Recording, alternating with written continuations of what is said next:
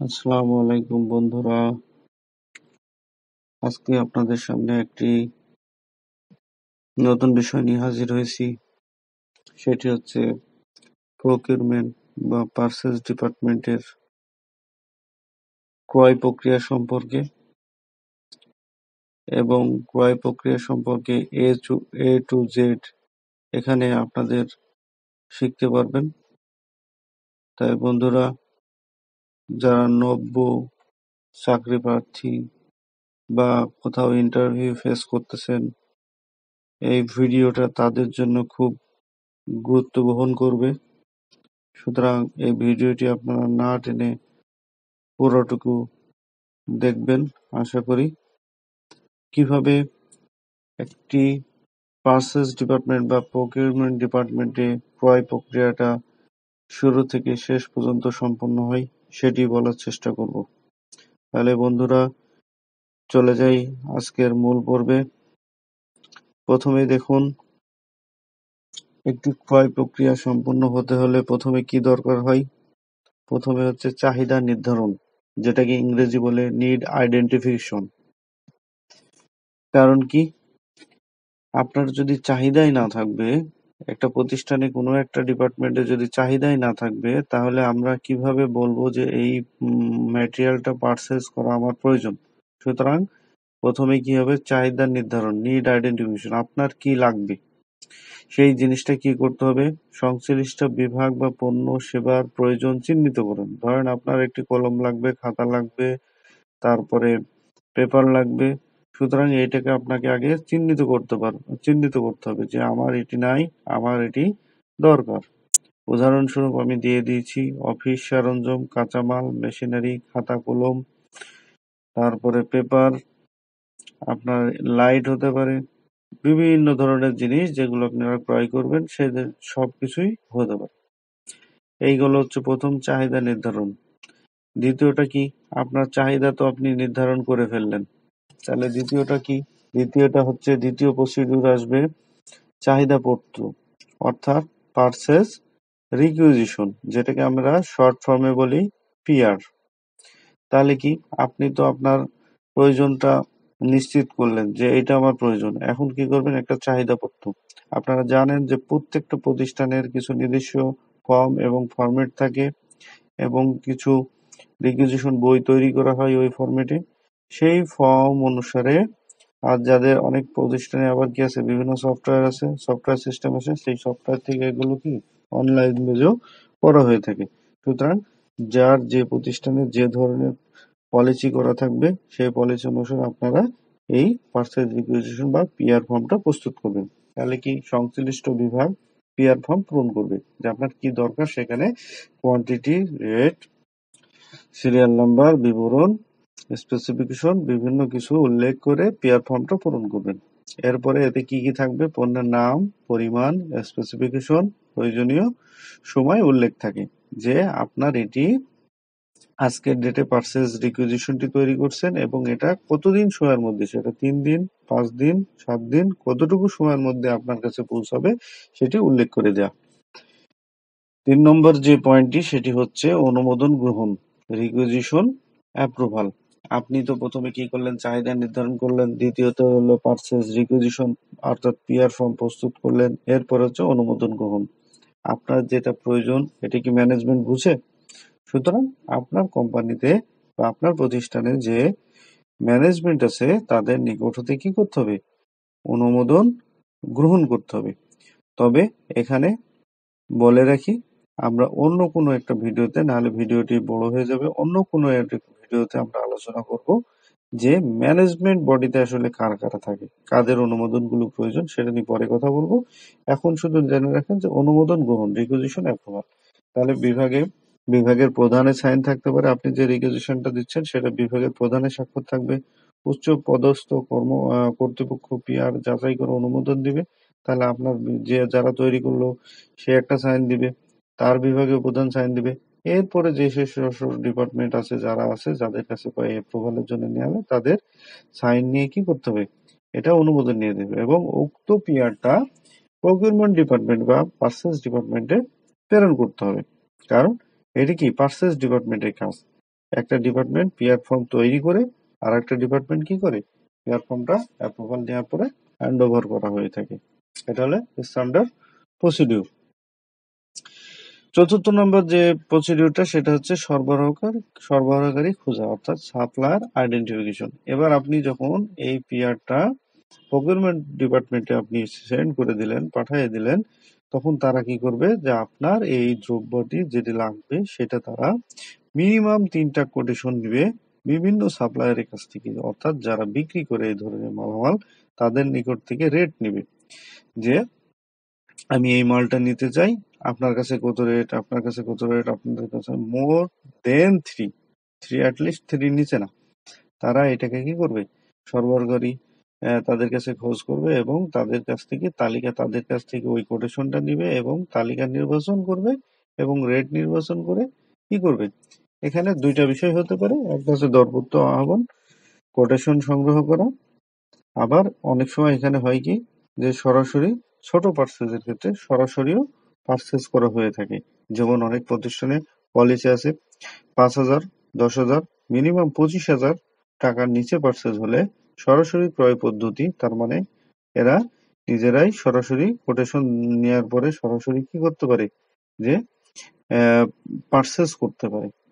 আর আরেকটা হচ্ছে যে দরপত্র আরএফকিউ রিকোয়েস্ট আরএফকিউ এর মাধ্যমে, মানে কোটেশন আহ্বান করে কাজ করতে পারে, সেটা হচ্ছে অধিক কি মোর দেন 25,000 বা তারপরে। তবে ন্যাচারালি যে প্র্যাকটিসটা দেখা যায় কর্পোরেট প্রতিষ্ঠানগুলো আরএফকিউ খুব কমই করা হয়। হ্যাঁ, এখানে কোটেশনটাই মোর দেন 3 কোটেশন নেওয়া হয় এবং ম্যানেজমেন্ট বডি অ্যাপ্রুভাল নিয়েই কি পারচেজ করা হয়ে থাকে। এরপরে যে 5 নম্বর পয়েন্ট হচ্ছে সেটি হচ্ছে দরপত্র বা কোটেশন আহ্বান। রিকোয়েস্ট ফর কোটেশন, আরএফকিউ বা টেন্ডারও হতে পারে, সেটা আমি বলেই দিছি। এটা প্রতিষ্ঠান ভেদে বিভিন্ন প্রতিষ্ঠান ভেদে এটা বিভিন্ন রকম হতে পারে। তবে আমি বলেই দিছি যে এটা প্রতিষ্ঠান ভেদে বিভিন্ন রকম হবে এবং মোর দেন বেশিরভাগ প্রতিষ্ঠানগুলোতেই তারা কোটেশন 3টা নেয় বা মোর দেন 3 কোটেশন নেয় এবং সেখান থেকে ভেন্ডর সিলেকশন করা হয়। আবার বড় পারচেজ, বড় কোনো কাজের ক্ষেত্রে সেটা কি আরএফকিউ রিকোয়েস্ট ফর কোটেশন, অর্থাৎ আরএফকিউ যেটাকে আমরা বলি, বা টেন্ডারের মাধ্যমেও কাজ সম্পাদিত হয়ে থাকে। যেমন নির্ধারিত সরবরাহের কাছ থেকে কোটেশন চাওয়া, দাম, সরবরাহের সময়, গুণগত শর্ত ইত্যাদি উল্লেখ থাকে। একটা কোটেশনে কি থাকে যে তাদের কাছে কোটেশন করলে সেখানে দাম থাকবে, সরবরাহের সময় থাকবে, গুণমান থাকবে, শর্ত ইত্যাদি বিভিন্ন টাইপের শর্ত সেখানে থাকতে পারে। এরপরে কোটেশন মূল্যায়ন, কোটেশন ইভ্যালুয়েশন। প্রাপ্ত কোটেশনগুলো যাচাই বাছাই করা হয়, টেকনিক্যাল ফাইন্যান্সিয়াল দিকগুলো তুলে ধরেন। এখন ধরেন সব পার্সেস আপনার এক রকম প্রতিষ্ঠান ভেদে এক রকম। কোনোটা হচ্ছে গার্মেন্টস কোম্পানি, তাদের পার্সেস যেমন তাদের সুতা কেনা লাগে, ফেব্রিক্স কেনা লাগে, তারপরে তাদের অ্যাক্সেসরিজ কেনা লাগে, সে তাদের পার্সেস প্রসিডিউর একরকম। তারপরে যাদের কনস্ট্রাকশন বিজনেস তাদের পার্সেস, তাদের সিভিল আইটেম আছে, মেকানিক্যাল আইটেম আছে, বিভিন্ন ধরনের আইটেম আছে, তাদের একরকম। আবার অনেক প্রতিষ্ঠান আছে শুধুমাত্র কি করা হয়, শুধুমাত্র স্টেশনারি বা অফিস আইটেমগুলো, অফিস অ্যাডমিনিস্ট্রেশন যে আইটেমগুলো লাগে সেগুলো কেনা হয়। সুতরাং যার যেমন সেভাবে এটা তৈরি করা হয়েছে। সুতরাং কোটেশন আপনার প্রতিষ্ঠান ভেদে এই রুলস গুলো অ্যাপ্লাই হবে। কোটেশন মূল্যায়ন, যেমন প্রাপ্ত কোটেশন গুলো যাচাই বাছাই করা হয়, টেকনিক্যাল ফাইন্যান্সিয়াল দিকগুলো তুলে ধরা হয়। এবং 7 নম্বর যেটা সেটা হচ্ছে ক্রয় অনুমোদন, পার্সেস অ্যাপ্রুভাল। পার্সেস অ্যাপ্রুভালটা কি? পার্সেস অ্যাপ্রুভাল হচ্ছে নির্বাচিত কোটেশন ম্যানেজমেন্ট কমিটির কাছে অনুমোদনের জন্য পাঠানো হয়।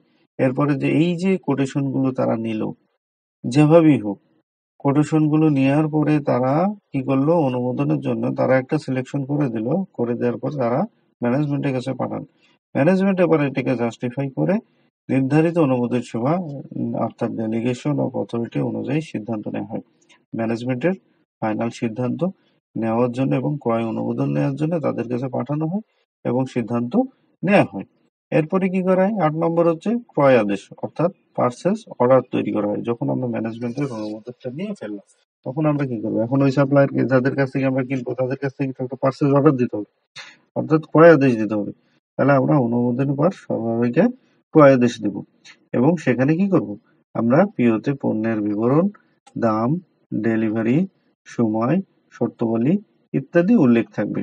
অবশ্যই আপনারা একটা জিনিস বলে রাখা ভালো, আমি যদিও কোনো একটা ভিডিওতে পার্সেস রিকুইজিশন সরাসরি ফর্ম নিয়ে এবং পার্সেস অর্ডার কি ধরনের হবে সরাসরি সেগুলো নিয়ে আমি ধরে ধরে কথা বলবো এবং প্র্যাকটিক্যাল, কিন্তু আজকের এই ভিডিওতে না। তবে আমার ভিডিও চ্যানেল, আমার এই চ্যানেলগুলো যদি আপনারা নিয়মিত ফলো করেন তাহলে দেখবেন এগুলো, এবং এই যে আমার ক্রয় পদ্ধতির সাথে সাথে আপনার কি কি ডকুমেন্ট লাগবে এবং কিভাবে প্রস্তুত করবেন সেগুলোরও ভিডিও আমরা দিয়ে দেবো। কিন্তু এটা জেনে রাখেন, এগুলো আপনারা ভিডিও পাবেন। অনুমোদনের পরে পিও ইস্যু করা এবং পিওতে পণ্যের বিবরণ এবং দাম, ডেলিভারি সময় ইত্যাদি শর্তাবলী উল্লেখ থাকে। তাহলে আমরা যখন একটা পিআর পার্সেস রিকুইজিশন তৈরি তখন কিন্তু এত কিছু থাকে না, কিছু জিনিস থাকে। আর যখন আমরা অন্যকে পার্সেস অর্ডার দিয়ে দেবো সেখানে পণ্যের বিবরণ থাকবে, দাম থাকবে, ডেলিভারি থাকবে, ডেলিভারি সময় থাকবে, শর্তাবলী থাকবে, আপনি এটা ক্যাশে নিবেন না ক্রেডিটে নিবেন, বাকিতেও নিতে পারেন, ক্রেডিটেও নিতে পারেন, বাকি হলে কতদিন, বা ক্রেডিট হলে কি কতদিন, ক্যাশ হলে কতদিন, বিভিন্ন আপনার শর্তাবলী এখানে কি উল্লেখ থাকবে। এখানে ডেলিভারি টাইমও উল্লেখ থাকবে। হুম। তো এই হচ্ছে একটা ক্রয়াদেশ। তবে এগুলোর আমি একটা প্র্যাকটিক্যাল ক্রয়াদেশ পত্র কেমন হতে পারে সেটা নিয়ে আলোচনা করব, পিআর ফর্ম কেমন হতে পারে সেটা নিয়ে আলোচনা করব। এরপর হচ্ছে কি, এই যে পণ্যটা আমরা ক্রয় অর্ডার করলাম, তারপরে ক্রয় অর্ডার থেকে পণ্য গ্রহণ, গুড রিসিপ্ট, সরবরাহকারী নির্দিষ্ট সময় ও শর্ত অনুযায়ী পণ্য সরবরাহ করবে। তাহলে আমরা সরবরাহকারী কি করলাম, তাদেরকে ক্রয়াদেশ করছি এবং তারা সেই শর্ত অনুযায়ী পণ্য সরবরাহ করছে কিনা সেগুলো খেয়াল করা, এবং পণ্য গুদামে ঢোকার সময় গুড রিসিভ নোট জিআরএন প্রস্তুত করায়। এখানে একটা ইম্পর্টেন্ট নোট হচ্ছে গুড রিসিভ নোট, জিআরএন, এটা সবাই শুনে থাকবেন, এটা আপনারা মনে রাখবেন, এগুলো ইন্টারভিউ বোর্ডে ধরা হয়। সুতরাং এই যে গুড রিসিভ নোটটা কি, যখন একটা স্টোরে মাল ঢোকার সময় স্টোর যে কর্তৃপক্ষ আছে যাদের রেজিস্টারে মেনটেন করে তারাও জিআরএন একটা ম্যানুয়াল সিল মারে, আবার যারা সফটওয়্যারে মাল রিসিভ করে তারাও সফটওয়্যার থেকেও একটা জিআরএন রিসিভ নোট পড়ে যায়, একটা নাম্বার পড়ে যায়। তার মানে ওই মালটা দ্বিতীয়বার রিসিভ হওয়ার সুযোগ নাই, অর্থাৎ ওই মালটা রিসিভ হলে জিআরএন একটা নাম্বার বসে যায়। সুতরাং এই জিআরএন জিআরএন এর ফর্ম কি হতে পারে, জিআরএন কেমন হতে পারে, এটা নিয়ে আমি একটা আলাদা ভিডিও করব। জিআরএনটা কি, এইগুলো আলাদা, আমরা আপনাদেরকে আরো বিস্তারিত এই জিআরএন সম্পর্কে জানাবো। শুধু জেনে রাখেন গুড রিসিভ হলে জিআরএন প্রস্তুত করতে হয়, কারণ এটা ফাইনাল বিল পর্যন্ত হবে। এরপরে কি 10 নম্বর হচ্ছে গুণগত এবং পরিমাণ যাচাই, কোয়ালিটি এবং কোয়ালিটি চেক। এটা পণ্য গুণগতভাবে যাচাই করা হয়। এটা যারা কিউসি ডিপার্টমেন্ট আছে, কোয়ালিটি চেক ডিপার্টমেন্ট আছে, যাকে আমরা কিউসি চেক বলি, তারা এটা যাচাই করে দেখবে যে পণ্যের কোয়ালিটি ঠিক আছে কিনা। যদি ত্রুটি থাকে তবে রিটার্ন বা রিপ্লেসমেন্ট প্রক্রিয়া শুরু। আমাদের ওই যে পার্সেজ অর্ডারে কিন্তু উল্লেখ থাকে যে যদি কোনো ধরনের ডিফেক্ট পাওয়া যায়, পণ্য খারাপ হয়, তাহলে আমরা পণ্য ফেরত দিয়ে দেবো, সেই ক্ষেত্রে কোনো টাকা ক্লেম করা যাবে না। এই কারণে আমরা কোয়ালিটি চেক করব এবং কোনো ধরনের পণ্যের যদি সমস্যা থাকে তাহলে রিটার্ন বা রিপ্লেসমেন্ট করে দেবো। ফাইনালি কি, বিল যাচাই এবং পেমেন্ট, ইনভয়েস ভেরিফিকেশন এবং পেমেন্ট, এগুলো নিয়ে ডিটেলস আমরা ইনভয়েস কিভাবে, ভেরিফিকেশন প্রসিডিউর কিভাবে, এগুলো নিয়ে আরো আলোচনা করব। শুধু এখন purchase procedure A to Z আমরা আপনাদের দেখাই দিচ্ছি।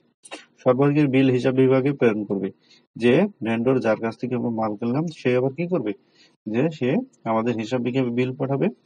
এখন হিসাব বিভাগ কি করবে, পিও, ওই যে পার্সেস অর্ডার দিলাম, পিও, তারপর GRN, good receive note, invoice মিলিয়ে দেখবে এবং একে একে 3 ওয়ে ম্যাচিং বলে এই তিনটা জিনিস তারা ম্যাচিং করে দেখবে যে বিলের সাথে পিও ঠিক আছে কিনা, জিআরএন ঠিক আছে কিনা, ইনভয়েস ঠিক আছে কিনা, মিলিয়ে দেওয়ার পর তারা অ্যাকাউন্ট ডিপার্টমেন্ট বিল প্রসেস করবে এবং যাচাই সঠিক হলে পেমেন্ট প্রসেস করা হয়, তাদেরকে টাকা দেওয়ার জন্য অনুমোদন নেওয়া হবে। 12 নম্বর হচ্ছে ডকুমেন্টেশন এবং রেকর্ড সংরক্ষণ। এই জিনিসগুলো কি, সমস্ত কাগজপত্র সংরক্ষণ করা হয় অডিট এবং ভবিষ্যৎ প্রয়োজন। কারণ আমার জানেন যে আমার এক্সটার্নাল অডিট আছে, ইন্টারনাল অডিট আছে, তাদের অডিট করার জন্য এই সমস্ত ডকুমেন্টেশন ফাইনালি সংরক্ষণ করে রাখবে। একটা অ্যাকাউন্ট ডিপার্টমেন্টে করতে পারে, আবার প্রকিউরমেন্ট ডিপার্টমেন্টে করতে পারে। সুতরাং বন্ধুরা, এই হলো আজকের পুরা purchase procedure A to Z, একটা পার্সেস শুরু থেকে শেষ পর্যন্ত কিভাবে সম্পন্ন করা হয় সেটাই দেখালাম। বন্ধুরা, আমি যেগুলো বললাম যে আপনাদেরকে নেক্সট ভিডিওতে ইনভয়েস ভেরিফিকেশন, পেমেন্ট, 3 ওয়ে কিরকম, এগুলো একেবারে প্র্যাকটিক্যাল দেখাবো। তারপরে জিআরএন কি, তারপরে পিও কিভাবে হয়, তারপরে পিআর কিভাবে, এগুলো পরবর্তী ভিডিওতে আসবে, আপনারা দেখার জন্য প্রস্তুত থাকবেন ইনশাল্লাহ। ওকে, আজকে এ পর্যন্ত। আল্লাহ হাফেজ, সবাই ভালো থাকবেন। আর ভিডিওতে দীর্ঘায়িত করবো না। ধন্যবাদ সবাইকে।